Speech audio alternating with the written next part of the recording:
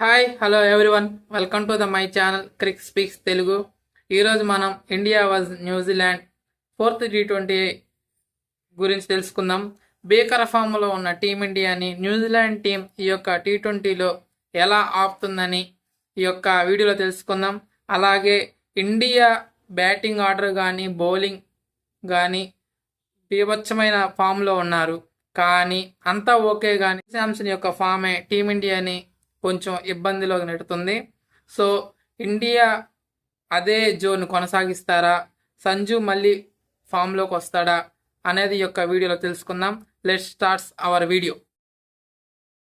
Okay, వీడియోలోకి వెళ్ళే ముందు ఎవరైతే నా ఛానల్ మొదటిసారి చూస్తున్నారో వాళ్ళు నా ఛానల్ సబ్స్క్రైబ్ చేసుకొని పక్కన బెల్ ఐకాన్ ఆన్ చేసి పెట్టుకోండి. నా యొక్క నెక్స్ట్ వీడియోస్ అనేది మీ యొక్క నోటిఫికేషన్ రూపంలో వస్తుంది.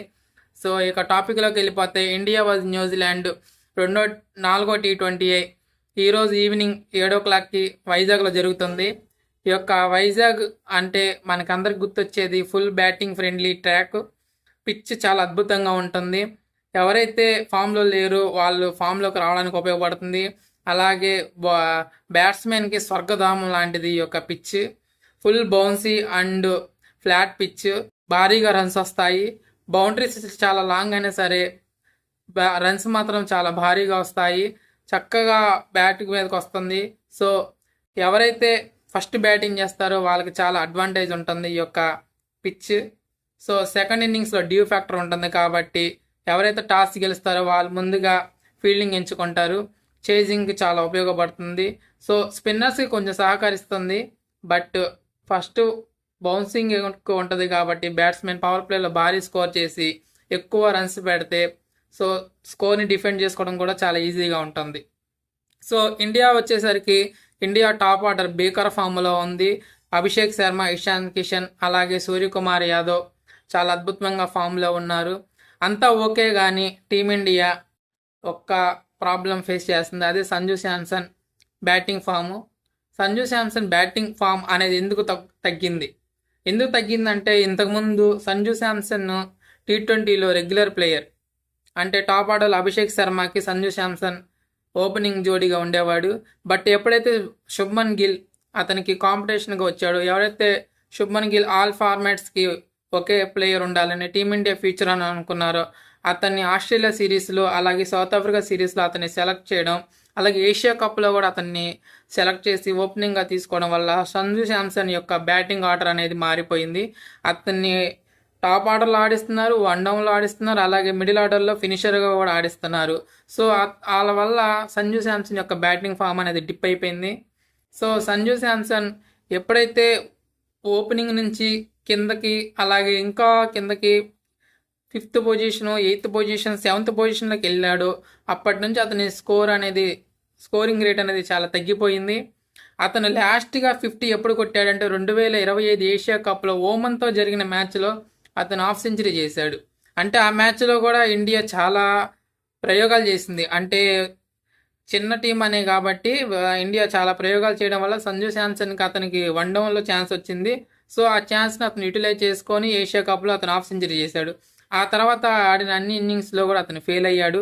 ఈ మధ్య జరిగిన ఇప్పుడు జరుగుతున్న న్యూజిలాండ్ సిరీస్లో కూడా అతను ఫస్ట్, సెకండ్, థర్డ్ T20లో 3 T20లో ఫెయిల్ అయ్యాడు. లాస్ట్ జరిగిన సౌత్ ఆఫ్రికా సిరీస్లో అతనికి ఛాన్స్ రాల. శుభ్మన్ గిల్ని ఫస్ట్ 3 T20కి ఓపెనింగ్ పంపించారు. 4వ T20 క్యాన్సిల్ అయినట్టుంది. 5వ T20 మ్యాచ్ రద్దు అయింది.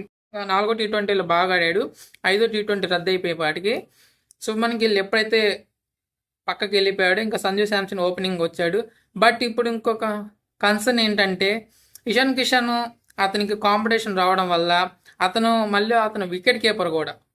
So Ishan Kishan wicket keeper అవ్వడం వల్ల సంజు శాంసన్కి భీకరమైన కాంపిటీషన్ వచ్చేసింది ఓపెనింగ్లో.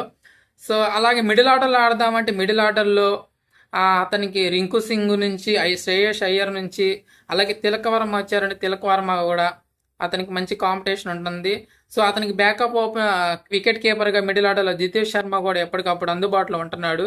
సో సంజు శాంసన్కి ఈ యొక్క 2 T20 series do or die match లాంటివి. సో అతను కనుక ఈ 2 T20లో బాగా ఆడితే అతను అదే కాన్ఫిడెన్స్ T20 వరల్డ్ కప్లో కూడా ఎంట్రీ ఇస్తాడు. సో ఇప్పుడు కనుక ఫెయిల్ అయ్యాడంటే అతను మళ్ళీ డోర్స్ ఇండియన్ డోర్స్ తెరవడం చాలా కష్టం. ఎందుకంటే ఇషాన్ కిషన్ అద్భుతమైన బ్యాటింగ్ చేస్తున్నాడు, అందులో లెఫ్ట్ హ్యాండర్, అలాగే వికెట్ కీపర్ కూడా. సో టాప్ ఆర్డర్లో wicket keeper and left hander అనే ప్లేయర్ ఉండటం టీమిండియాకి చాలా ఉపయోగకరం కూడా. లాస్ట్ T20లో మ్యాట్ హెన్రీని అతన్ని 2 సార్లు అవుట్ చేశాడు. సో అతను ఎలా అయితే మళ్ళీ ఈ యొక్క మ్యాచ్లో ప్రిపరేషన్ అయ్యి వస్తాడు అనేది మనం చూడాలి. So Sanju Samson back form రావాలని అందరూ కోరుకుంటారు. అలాగే టీమిండియా ఏమైనా మార్పులు చేస్తుందంటే హార్దిక్ పాండ్యాకి రెస్ట్ ఇస్తారు. ఎందుకంటే ఇండియా 3-0తో లీడ్లో ఉంది కాబట్టి హార్దిక్ పాండ్యాకి రెస్ట్ ఇచ్చి శ్రేయస్ అయ్యర్ని టెస్ట్ చేస్తారు. తిలక్ వర్మ లాస్ట్ రెండు టీ20లకి అతను అవైలబిలిటీగా లేడు. అతను ఇంకా ఫిట్నెస్ సాధించాలని టీమిండియాను మేనేజ్మెంట్ని కోరుకున్నాడు. సో అతను మళ్ళీ డైరెక్ట్గా వరల్డ్ కప్లోకి రాడు. బట్ వరల్డ్ కప్కు ముందు వార్మప్ మ్యాచెస్ జరుగుతాయి. ఒకటి సౌత్ ఆఫ్రికాతో ఒకటి వార్మప్ మ్యాచ్ ఉంది. సో ఆ యొక్క వార్మప్ మ్యాచ్లో అతను ఆడి అతని యొక్క ఫిట్నెస్ని నిరూపించుకుంటాడు. సో లాస్ట్ రెండు టీ20లకి తిలక్ వర్మ ప్లేస్లో శ్రేయస్ అయ్యర్ ఉంటాడు. సో ఇండియా ఇంకా మిగతా చేంజెస్ ఏమైనా చేస్తే ఏం చేయదు, మ్యాక్సిమం అదే టీం ఉండొచ్చు. ఓపెనర్గా అభిషేక్ శర్మ, సంజు శాంసన్, మిడిల్ ఆర్డర్లో ఇషాన్ కిషన్, తర్వాత సూర్యకుమార్ యాదవ్, శ్రేయస్ అయ్యర్, హార్దిక్ పాండ్యా ప్లేస్లో. మేబీ వస్తే శివం దుబే ప్లేస్లో అక్షర్ పటేల్ రావచ్చు. అలాగే రింకు సింగ్ యాజ్ యూజువల్గా ఉంటాడు. అలాగే జస్ప్రీత్ బుమ్రా, కుల్దీప్ యాదవ్ కూడా ఈ యొక్క పెద్ద పరీక్ష లాంటిది, భారీగా రన్స్ ఇస్తున్నాడు. సో కుల్దీప్ యాదవ్ మళ్ళీ ఫామ్ అందుకోవాలని కోరుకుంటారు. అలాగే రవి బిష్ణాయ్ ఎవరైతే వైల్డ్ కార్డ్ ఎంట్రీ లాగా వచ్చాడో టీమిండియాలోకి, అతను కూడా మంచిగా పర్ఫార్మెన్స్ చేస్తున్నాడు. వరుణ్ చక్రవర్తి లేని లోటుని అతను కొంచెం తీరుస్తున్నాడు. సో ఎప్పుడైతే వరుణ్ చక్రవర్తి మళ్ళీ టీంలోకి వస్తారో అతని ప్లేస్ ఖాయం అనేది ఉండదు. సో బట్ బిష్ణా ఇచ్చిన ఛాన్సెస్లో అతను బాగా అద్భుతంగా పర్ఫార్మెన్స్ చేస్తున్నాడు. బుమ్రా మళ్ళీ ఆడతాడు. అలాగే హర్షిత్ రాణాకి ఏమైనా రెస్ట్ ఇస్తే ఇవ్వచ్చు. హర్షిత్ రాణాకి రెస్ట్ ఇచ్చేసి అతని ప్లేస్లో హర్షదీప్ సింగ్ని మళ్ళీ తీసుకురావచ్చు. సో ఇండియా ఇదే ఫామ్ని కొనసాగిస్తుందని ఆల్రెడీ 3-0తో ఉన్న టీమిండియా ఈ యొక్క బ్యాటింగ్ ఫ్రెండ్లీ పిచ్లో ఎలా అద్భుతంగా ఆడుతుంది అనేది మనం చూడాలి. సో న్యూజిలాండ్ అదర్ సైడ్ వచ్చేసి న్యూజిలాండ్ కూడా సేమ్ టీం అయితే దిగదు.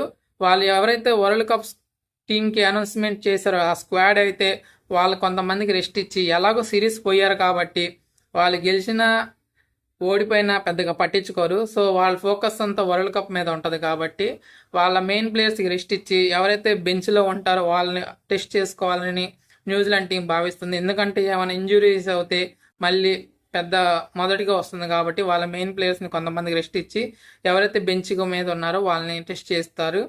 చూద్దాం ఇండియా ఇదే జోరు కొనసాగిస్తుందా లేదని మనం చూద్దాం. సో ఈ యొక్క వీడియో మీకు నచ్చినైతే వీడియోని లైక్ చేయండి, అలాగే షేర్ చేయండి. ఎవరైతే నా ఛానల్ని చూస్తున్నారో వాళ్ళు సబ్స్క్రైబ్ చేసుకోవాలని కోరుకుంటున్నాం. Thank you, bye.